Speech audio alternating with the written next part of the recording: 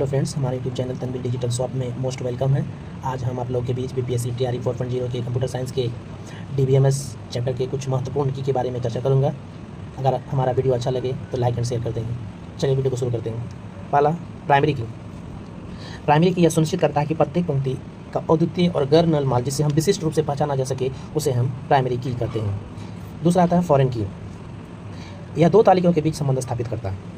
एक फॉरेन की में एक तालिका में एक से अधिक स्तंभों का सेट है जो दूसरी तालिका में प्राइमरी को संदर्भित करता है, जिससे दो तालिकाओं के बीच एक लिंक बनता है, उसे हम फॉरेन की कहते हैं। तीसरा आता है अपडेट का उपयोग एक से अधिक मौजूदा रिकॉर्ड को संशोधित करने के लिए किया जाता है, यानी मॉडिफाई करने के लिए किया जाता है, उसे अपडेट कहते हैं। चौथा आता है ज्वाइन का उपयोग दो या दो से अधिक तालिकाओं से पंक्तियों के एक सामान्य स्तंभ के आधार पर संयोजित करने के लिए किया जाता है, उसे हम ज्वाइन कहते हैं। उसके बाद आता है इनर ज्वाइन। वह डिफ़ॉल्ट ज्वाइन है जो दो तालिकाओं से पंक्तियों को वापस करता है, जहाँ ज्वाइन के शर्त को मेल रखते हैं, उसे हम इनर ज्वाइन कहते हैं। उसके बाद आता है लेफ्ट ज्वाइन बाएं तालिका की सभी पंक्तियों को वापस कर देता है और दाएं तालिका की केवल उन पंक्तियों को वापस करता है जिसका बाएं तालिका से मिलान होता है, उसे हम लेफ्ट ज्वाइन कहते हैं। उसके बाद आता है ग्रुप बाय का उपयोग समान मानों वाली पंक्तियों के सारांश पंक्तियों के व्यवस्थित करने के लिए किया जाता है, जिसे प्रत्येक विभाग में कर्मचारी की संख्या गिनना, उसे हम ग्रुप बाय का प्रयोग करते हैं।